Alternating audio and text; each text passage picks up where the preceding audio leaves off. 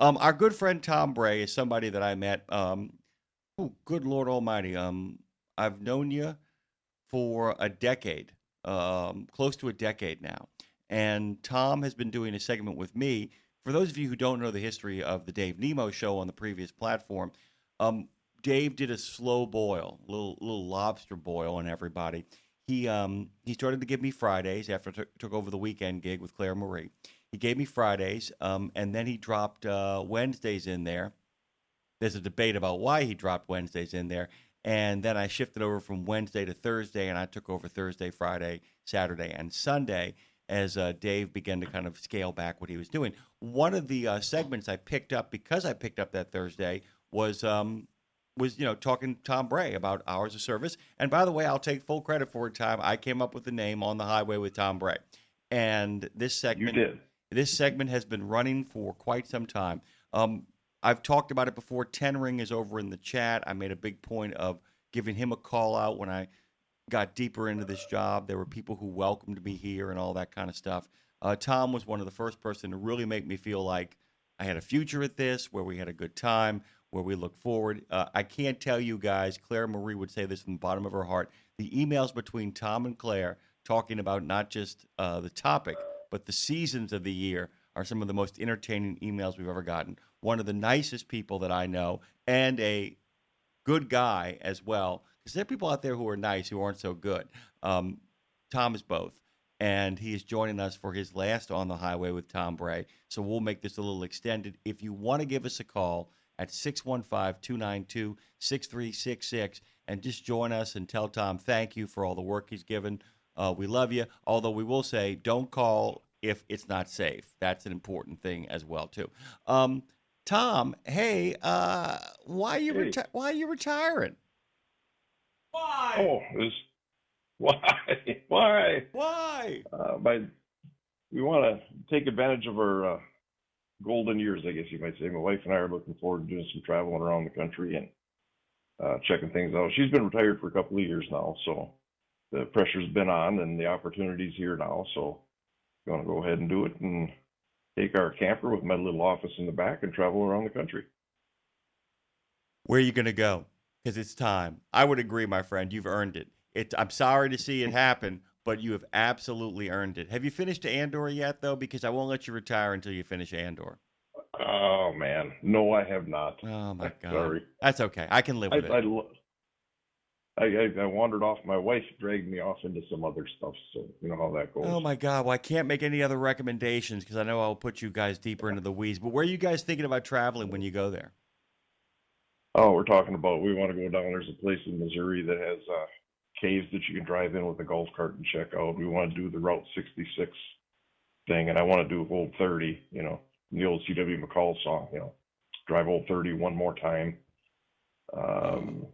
Coastal Highway, California 1. My wife's from California. I spent time out there. We neither one of us have ever driven the Coastal Highway, even though I lived right on the coast for a little bit. So, Okay, I approve. Stuff like that. I approve. Change it. Driving the Coastal Highway is like take your breath away. You need to buckle up because you're going to love every inch of that drive. Unbelievable. Yeah, we want to do the change of colors in New England. Start in Maine and work our way down. As a friend of mine from New Hampshire pointed out, because I was going to start in Boston and drive my way up. And he said, no, the better way to go would be to drive from Maine down to Boston. That way you can run with the colors. So it's like, that makes sense. Oh, you're going to be a that's peeper. The kind of stuff. Oh, yeah. Leaf peeper. But we're looking forward to becoming a tourist, professional tourists. By the way, that is an ideology. My friend points out all the time that tourism is maybe the greatest ideology of all time because there's so many other ideologies that force you into an argument with people. You can say I'm a socialist and all hell breaks loose, But if you say I'm a tourist, people just rally around you. I think it's pretty fantastic. We're going to rally around you today, my friend. I can't thank you enough for all the miles and smiles, as Dave likes to say. Okay, so let's kind of talk about the fact that what we usually talk about around here, which is rules, regulations, and what it is you got to do. And I call this Trucking 101. I call Talking with Dean Freight 101. I call Talking with You Trucking 101. I've told every single person that works here, if you don't know enough about trucking, simply go find those segments, put them on, and get them back going on here. So let's talk about hours of service, okay? There have been some discussions of changing hours of service, but let's go back to the beginning and kind of explain to people why we have hours of service. I mean, you and I love a good origin story, so let's get the HOS origin story, shall we? Yeah, this is one of those that some people have kind of heard a little bit about, but don't really know. But this whole thing started with hours of service with the Motor Carrier Act of 1935. So, you're talking a long, long time ago. That's back when the ICC ran the trucking industry as far as the regulating body. And what they had to do is the ICC was congressionally directed to establish driver qualifications and maximum hours of service for drivers because of what was going on in the industry. It's fun reading historical records on this because it was kind of like the wild, wild west at the time. Bad things were happening all over the place. So it was like, we need to get qualified people driving these trucks. We need to make sure they're not fatigued, which, here we are how many years later, and that's still a discussion that comes up. But the actual rules were proposed in 1936, and they went into effect in 1938, which, that kind of rule-making process was back then, as it was still time-consuming. And there's a comment in the documents back then that was just interesting. And I'm going to read this to you word for word. It is obvious that a man cannot work efficiently or be a safe driver if he does not have an opportunity for approximately 8 hours of sleep in 24 hours. It is a matter of simple arithmetic that a man who works 16 hours a day does not have the opportunity to secure 8 hours of sleep. Allowances must be made for eating, dressing, getting to and from work, and the enjoyment of ordinary recreations. That last part's the one that always struck me when I read that, because I've read this several times. And that's the one that always struck me. It's like, you got to have a life besides just driving the truck. That's the big thing. You got to get rest. You got to eat. You got to exercise. You guys were talking about that just a minute ago. And you got to have time for what they referred to as ordinary recreations. Doing other things besides being in that truck. Back in those days, blasting down the highway at 30 miles an hour. It just strikes me as really sad that they, like I said, we have a document that actually founds this country, that is the opening salvo shot of who we are: life, liberty, and the pursuit of happiness. And even as far as 1930, starting in 36 and then getting passed in 38, it takes them that long to kind of say, when it comes to actually driving a truck, that we may actually need to make some time to let these people recharge. And the thing about it that makes me really sad is that how long it always takes people to catch up to the idea that you've got to stop working at some point if you want to keep working. And that's such an important thing that I think, and that's a lesson. We talk about the idea of sleep deprivation you've talked about up to this day, Tom, and we still wrestle with this. And I don't know if it's a cultural thing with Americans in general, the Puritan work ethic, if it's a capitalist thing, the idea that I'm going to get every single ounce of productivity out of you before I kind of throw you into a dustbin. But this continues to be a problem. And is that why we continue to see tweaks to the regulations? It's that push-pull between people that want more quality of life and people actually that want to just make as much money as they possibly can. Is that what's going on? The push and pull are, when I was a driver, I made money by making the wheels go round. I was a mileage driver, So if the wheels went around, I was making money. If they weren't going around, I wasn't. So my motivation was to make them go around as much as possible. And that's one of the big pulls or big pushes in the industry. And we got to get as many miles as we can. There's also, the flip side of the coin is, okay, well, we got to make sure you're adequately rested so you're not making bad decisions. That's the big thing about fatigue. Part of it is, falling asleep at the wheel. That's a big hazard, of course. But the other part of it, the insidious part of it that a lot of people miss, is the decision-making deterioration that you go through when you're fatigued. Because a lot of things happen once you get to the point where you're beginning to suffer the effects of fatigue. One is that you don't believe what you just saw. Did that just happen? Did that really? Because your level of acuity is faded, and you're just not as sharp as you should be. Well, what ends up happening then, your perception is off, your decision-making is off, and your reaction time is slower. So even though you're not falling asleep, you're not as safe as you need to be. So, that's the other side, that's the other big push, or the other big pull, is let's make sure these guys and gals are safe when they're driving out there. everybody wants you to come home safe. I mean, that's a goal that everybody should have, and that's the other big influence here. And then there's also the influence that, hey, I want to live a life. That's when I drove truck. I managed to run a hobby farm on the side. So you want to have a life. And I also hunted and fished and all that fun stuff people living in Wisconsin do. But you got to have that life outside of the truck. Otherwise, you become just for lack of a better term, you become just a zombie. I'm just going to drive till I die, and that's not the way you want to live your life. By the way, that's why I kind of, before you came on, talked about the Project 61 thing, because that is not a long enough lifespan. That is just, that hits like a ton of bricks. Okay, so a couple of things here. You talked about the idea of making money off of turning the wheels, and the model of making money that way, as opposed to, there are other models of making money behind the wheel of a truck, but the idea of that model of turning the wheels, I would like you to kind of break down, to give people a sense of it, 1938, what those rules were. I mean, you read the overall kind of comment about the idea of that results in the enjoyment of the ordinary recreations. But what were the original limits?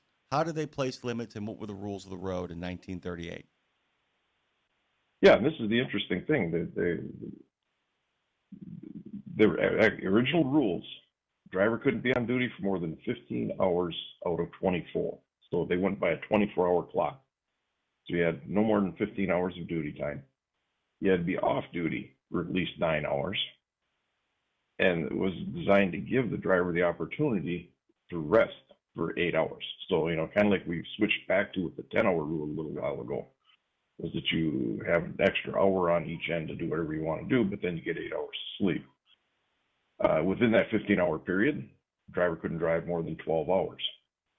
So, that was the driving limit in there. The 3-hour difference between the two was intended to be used for meal breaks, rest breaks, loading, unloading, all those things, other things that you need to and want to do as a driver. Tom? And this is the one that...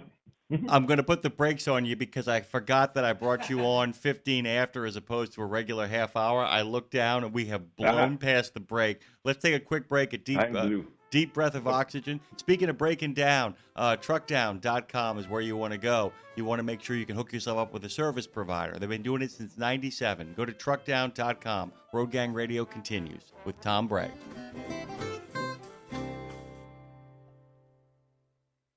Okay, you've heard the horror stories of how folks have lost their life savings when the market tanks. Is there a way to invest and make money without risk? Believe it or not, yes. Since 1995, Americans who cannot afford to lose their investments have used fixed index annuities. You get guaranteed income and protection from market downturns. It's a win-win for you and your future. To learn more, dial pound 250. Use the keyword Truckers Wealth to get in touch with them today. The Joshua Chamberlain Society is unlike any other veterans organization. It's truly a family, and I know that firsthand from working with them myself. Their mission is to make wounded veterans and families of deceased veterans feel the support and appreciation of their community for life.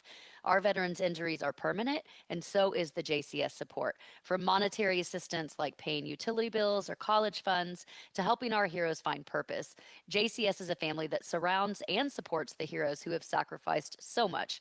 Learn more and make your donation at chamberlainsociety.org. That's chamberlainsociety.org. Check out the new over-the-top lineup at participating Country Pride and Iron Skillet restaurants. 3 gigantic sandwiches loaded with flavor. Try the Chicken Parm Stack, the Big Country Combo, or the Ultimate Smash Melt. The Ultimate Smash Melt. 2 delicious smash burger patties, surrounded by 2 grilled cheese sandwiches. 2 sandwiches in 1. Visit your favorite Country Pride or Iron Skillet restaurant and come hungry. Available for dine-in only at participating Country Pride and Iron Skillet restaurants inside TA or Petro Travel Centers.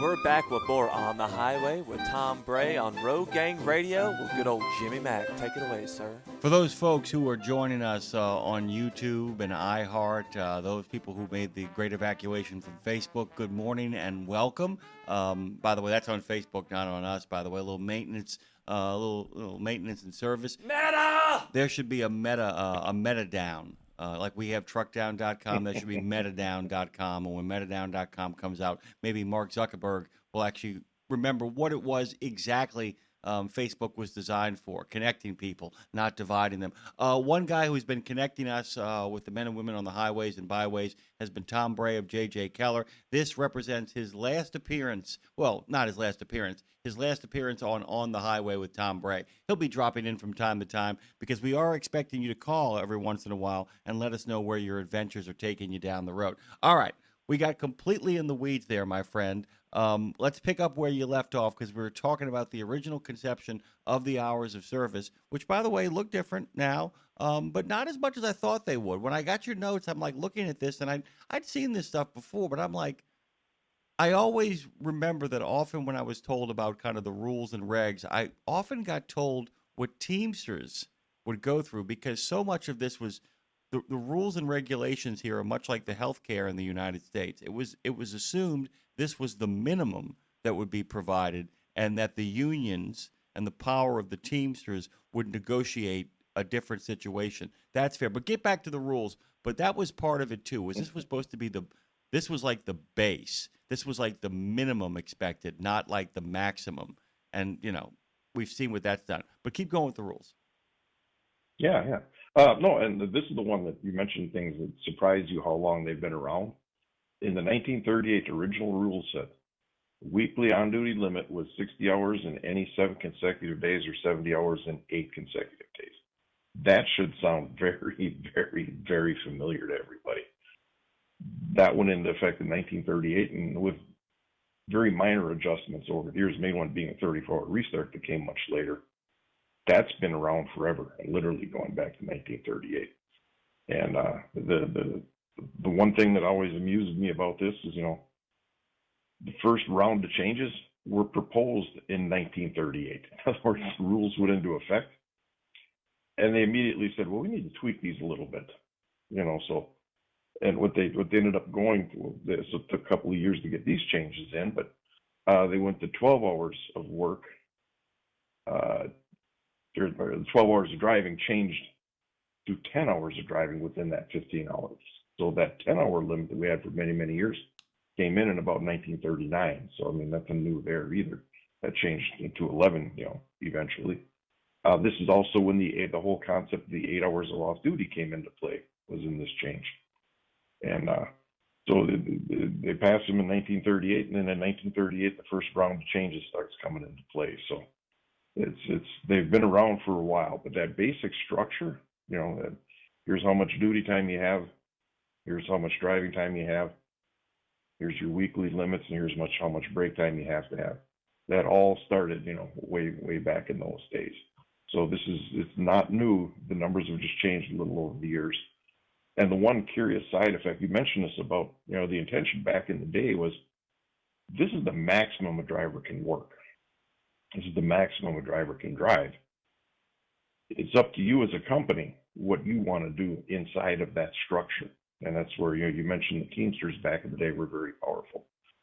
And that's where they had their work rules that, they had to live within these, but they had different work rules at the time, limiting how many hours they would work, which, was different than what the federal rules allowed, was less than what the federal rules allowed.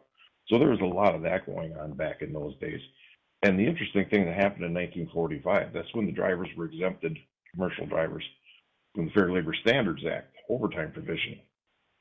The logic was their hours are being controlled by the ICC and later DOT. And there's this concept that within these rules, companies are doing things they need to do and want to do. And, these other things are going on. But the concept was that, hey, your hours are already controlled. So we don't need to pay them overtime because they're companies, and the other regulating body are going to make sure they're not working too many hours and they're treated fairly. So that's a concept that goes back many, many, many, many years as well.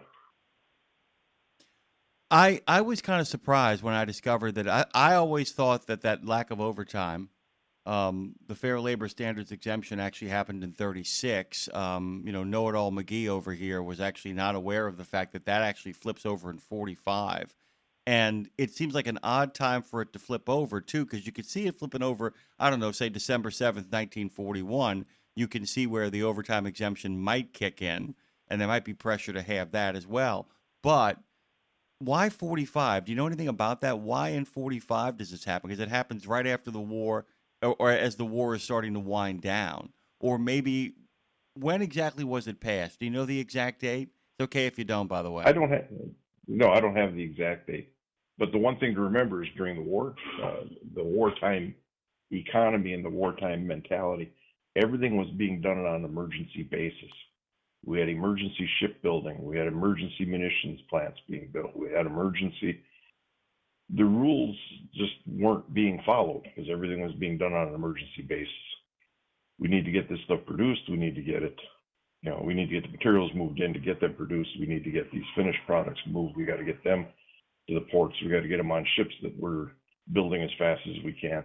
So it was a whole different environment between 41 and 45 as far as the economy, because everything was geared towards wartime production, and we did not want, the people flying the B-17s to be out of ammunition or not have bombs to drop. We didn't want our tankers to not have ammunition, shooter tanks to use in combat. So it was a whole different mentality during that wartime period. And that actual run-up, and Jimmy, I know you're a history buff like I am, that whole run-up actually started previous to December 7th. I mean, with the Lend-Lease and the Oh awakening yeah, of I the mean, giant that took place. yeah. People need to Yeah. remember that by the time the Battle of Britain has begun, America is out of its recession. Because we are arming ourselves to the teeth and becoming the great arsenal of democracy. That 45 number really struck me odd, Tom, and I'll tell you why. Is because, I know that there were a number of unions during World War II who really threatened strike action. Because despite the fact that we were on a wartime footing, there were cases, not as many as would be a disaster, where people were being, once again, overworked to the point of like dangerous, where those decision-making processes kind of come down. And I could see in 45 certain segments of America's politicians wanting to stick it to the Teamsters, or at least kind of, throttle them a little bit. But the Teamsters, once again, I'm sure this passed easier because the Teamsters said, we'll just bargain it back into place for you.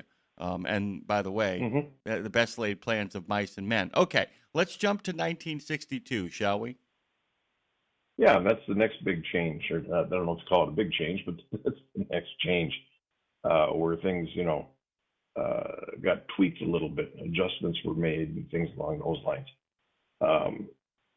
The hours of service that were implemented then, and it really wasn't much of a change. 8 hours of off-duty time, that stayed. That came from back in the day. 10 hours of driving. What changed was the 15 hours of duty time. Once the driver accumulated 15 hours of duty time, that was a combination of driving and on-duty time, the driver had to stop driving. The big thing that's missing in there is the 24-hour reference that existed before that. So they used to work on a 24-hour clock, and you could work 15 hours of that, drive no more than 10.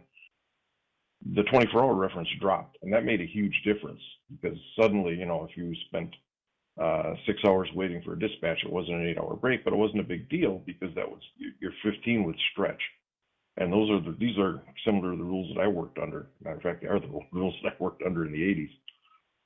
And you had some days that would stretch out to 27, 30, 31 hours. It was just insane how far out some of your days would stretch because of waiting time, because of these different things, where technically, yeah, you were off duty because you were able to go do activities of your choosing. You could take a break, and the company gave you a little card back in those days that said you're authorized to take breaks off duty. But boy, it turned out to be some pretty long days. So that was in 1962 that got put into play. So, and that was the structure that we had for many years as far as the hours of service limits. Those kind of hung on until 2003 when they started making adjustments again. So basically, what you're telling me is from 1962 to 2003, there were almost no changes to the way hours of service was set up. And also, what we didn't talk about, we kind of skipped over this, but I want to get back to it, the creation of logs. And to really talk about this for a second here, because they go about the business of creating logs to track all this stuff. I don't even, like I said, knowing the power of computers and the power of accumulating data, even with all these kind of rules and regulations in place, I can see how it was very easy to fudge stuff because if the federal government has to track all the motor carriers and all the individual drivers across the country and the hours they're accumulating, I'm not sure how you centralize that without computers and without data, without it being really loosey-goosey and a lot of three-book specials, right? Yeah, the concept from the very beginning was that, the driver's going to use this piece of paper, log, driver's daily log, to track their performance, their compliance with the regulations, and the companies are going to verify that the driver's complying. So that was the original structure that came into play, and that's the way it still is to this day, where, they leave it on the company to do it. The only time they get involved is if there's an issue. For a long period, the DOT or the ICC back in the day, and then Federal Highway, part of DOT, and then FMCSA. For a while, what they were doing is they just randomly went out and did audits. They used to come down Highway 10 in our area and hit all the carriers down along Highway 10. The best way to refer to the audits back in those days was the glancing blow, But they would come and verify that you were doing what you were supposed to be doing. That's always been their model. The carrier does it. We just verify that you're doing what you're supposed to be doing. The focus changed over the years to where they came out with a system called SafeStat, and which eventually morphed into CSA, where they look for the carriers that are having trouble on the road, and then those are the ones that they go visit to see what's going on there, what they're not doing right, what's different with them than the other carriers that are doing well.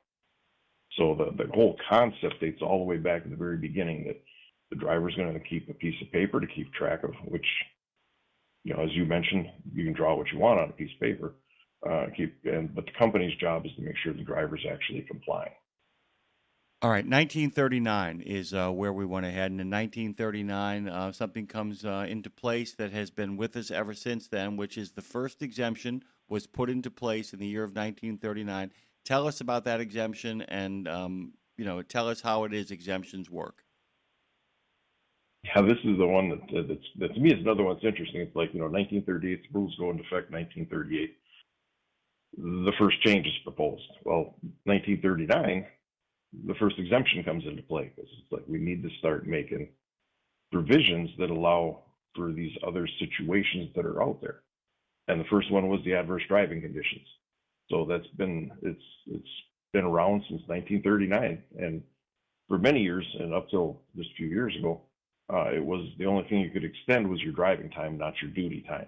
So that was the oddity that changed. But yeah, adverse driving conditions, a condition the driver could not have known about at time of dispatch. Back in those days, now it's dispatch and started driver's day. If a driver encounters one of those adverse driving conditions, the driver can drive an extra 2 hours. Now they can also extend their 14 hours by an extra 2 hours to complete the run or get to a safe location at the end of those 2 hours. So that whole thing has been around forever. But the thing is, it wasn't the only one. I mean, there's been a nonstop parade. I didn't go looking. I've never looked at the dates. All the different exemptions came into play, but it's in my, lots of years in the industry, it's been a nonstop parade of exemptions. I mean, it's just one after the other after the other. Right now there's more than 32 direct exemptions in the regulations, and there's about 12 temporary ones out there. So you're looking at 44 to 50 exemptions at any given time. So there's a lot of them out there, and most of them are fairly straightforward. They say directly, this is what this applies to, this is what this means. If this happens, you can do this. If you stay within 150 air miles of your work reporting location, you make it back within 14 hours, you can use a time record instead of a log. If you are driving a vehicle older model year 2000, you can use a paper log instead of an ELD. So some of them are pretty straightforward, but some of them get fairly complex. You look at like the 16-hour big day exemption. It's 395.10. Well, you had to have been back to your work reporting location the last 5 working days, not the last 5 days, the last 5 working days. You can't have used the exemption more than once. You can't have used the exemption since your last restart or in the last 7 days if you didn't have a restart in the 7 days. And at the end of the 16 hours, you need to be back to your work reporting location. So some of the exemptions like that one, you need a checklist to make sure that, yeah, I'm doing this right. And that's where a lot of companies want their company drivers to call in and say, hey, I want to use this exemption, because they want to run through the process and make sure, yes, you can be using it And here's what you need to do when you're using it. One of the dangers with some of these exemptions, they allow extra driving hours. So one big caution a lot of companies will tell their drivers, do not operate when you're fatigued. That's the golden rule that cannot be broken, cannot be bent. There is no exemption for that one. So yeah, this is going to let you drive some extra hours, but make sure you're up to it. Do you, Tom? This is a bit of history you might enjoy. Do you know why that adverse weather condition, why it was passed, why they put it into place? No, I would love to hear this. Okay, so the previous year, the infamous year where Orson Welles did his broadcast of War of the Worlds, one of the reasons why a lot of people think it succeeded was it was one of the busiest hurricane seasons on record.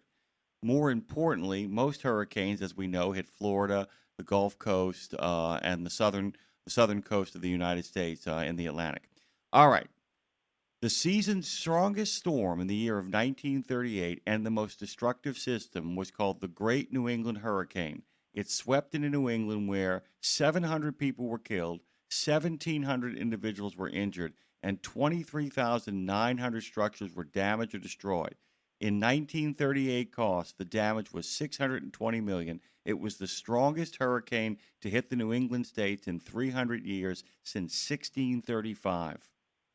And it absolutely set off chaos in the New England states who were not used to such kind of storms. They were used to being snowed in, but they had no idea how to deal with those kind of storms. And the need for trucks and supplies to be able to get there and still be within regulation was such a demand that at the behest of the congressman from New England, from the New England states, and the New York delegation, that exemption was actually put into place to allow truck drivers to be able to get to those locations and also take themselves out of the equation if those kind of things were bearing down. How about that? That that makes perfect sense because, I'm like you, I'm a history buff, and looking back, it's like you can always find the reason. Why did they do that? Yeah. And that makes perfect sense because something like that in that era, New England was, for lack of a better term, a political powerhouse. Yeah. And if they were having difficulties, there would be changes made. Yeah, remember the old adage, as goes Maine, as goes the nation, except Roosevelt lost Maine, and the great joke became, as goes Maine, so goes Maine. But that's, that's the truth of the matter, is that many of these laws are not predictive, they're reactive. Many of these regulations and many of these exemptions get put into place because some bad Shasta goes down. Something awful happens and actually puts it into motion. People say, you know what, maybe we should have an exemption for this. And a number of the deaths in that New England storm were drivers who were told keep driving. Were drivers who didn't think they had the right to pull over. Were drivers who couldn't get out of harm's way. And, and in the aftermath, people who had to stop driving despite the fact that they had relief supplies. Or people who actually violated the HOS but still were going to go there and didn't care. And that's a really kind of cool thing. It's important, guys, to remember that none of these HOSs exist in a vacuum. They're all the result of either negotiations by counterparties or the results of events on the ground that force the hand of lawmakers to do these kind of things. Safety concerns, natural disaster concerns, as you said, national security. We all know why they're agriculture exemptions, because food don't care. It's got to get there. You know what I'm saying? That keeping cattle and chickens and all that kind of stuff in a truck too long can lead to disastrous results. All that stuff plays through. Tom, we don't have a lot of time left here, and I don't just want to make this about rules and regs. I know we want to cover the history of this kind of stuff. Really quickly, let's touch on the ELD and that little brief history, and then we got a couple of things we just want to say thank you. But go ahead and tell us about the ELD. Yeah. Well, the interesting thing for the ELDs, I used to, when I do a live event with customers and people in the industry, I'd always mention, when did the ELD rules start? And everyone jumps on to, about 2010 with the EOBRD, those were, and I'd say, no. Back in about 1985, a little potato chip company out of Dallas, Texas, wanted to use electronic logs to track their compliance. And at the time, Federal Highway Office of Motor Carriers said, sure, you can do that. And then a couple of years later, they passed in 1988, they passed 395.15, which is the automatic onboard recording device, which were the forerunners to the ELDs. They passed those rules to allow carriers to start using electronic logs. So they actually go back to the 1980s. That surprises a lot of people because most people didn't become aware of electronic logs until in the 20-nothings or the 2010s. They started learning about them. And then in 2016, of course, is when we actually went with the ELDs to track hours of service compliance for most drivers. So it's an interesting history. That's another one of those that you follow it through. It's kind of interesting because the safety groups were, no, we got to do this. A big segment of the industry, no, we got to do this. And a big chunk of the industry was, no, we don't.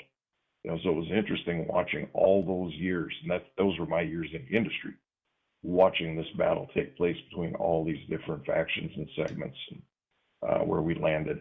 And the 2003 changes to the hours of service regulations are another example of that, of the dynamics involved, the safety groups, the industry and segments of the industry with their different stands on things. That's what brought us the 14 consecutive rule, which kind of harkens back to the days of 15 within 24. So getting back to that concept of a 24-hour day, 14 on, 10 off type structure. So it's an interesting dynamic that goes all the way back to 1930. Basically 1936, but 1935, but 1938 when they first came into play. I think it's interesting too, by the way, in case people don't know, Moneyball and sabermetrics for baseball show up at the exact same time. And the idea is that it all kind of begins with a little potato chip company simply wanting to track data, to track the efficiency of its deliveries and track the efficiency of its drivers. It's all been driven by the same idea that we can use numbers to get a sense of how well we're doing our job. Tom, we got about 2 minutes left here. I wanted to ask you, you started doing this segment in 2016 is when you jumped on. And I was curious if there's an origin story to that. If there, in fact, is, how did that begin? Do you remember? I have to give a shout out to one of my coworkers, Gina Eifel. Gina was at a trade industry event with that RadioNemo was presenting at. And there was a discussion that took place between her and somebody from RadioNemo that, hey, it'd be cool to let's explain the rules and, clarify some of the stuff that people have a hard time understanding. And she said, well, this would be great. We would love to do that. Let's set this up. The problem was with her job, she couldn't get time off during the day, to be able to come and do this. With my job, my hours are more flexible. So she approached me and said, hey, would you be willing to help out with this? Help out was the actual, could you help with this once in a while? Help me with some outlines, maybe sit in once in a while when I can't. And she ended up not being able to do it at all, so I ended up doing it. So it was just an interesting thing. And I have to give her credit because it was a great thing that she dreamed up, working with your people, and it's been great for all these years. Well, Tom, we can't thank you enough. Everybody out here at RadioNemo.com, everybody out in Nemo Nation, everybody who is a member of the Road Gang, really appreciate you. The number of comments I've gotten over the years about how invaluable the information is. I've always felt that a lot of times people often don't do the professional development they need in regards to keeping up with what's going on, or they'll see it, they'll get the announcement from their company. I've always felt that one of the services this particular segment has provided is just keeping people up to date. We give you the background, we give you the history, but the most important thing is, it's Trucking 101, but I'm always kind of amazed at the number of people who don't know the 1, the 0, or the 1.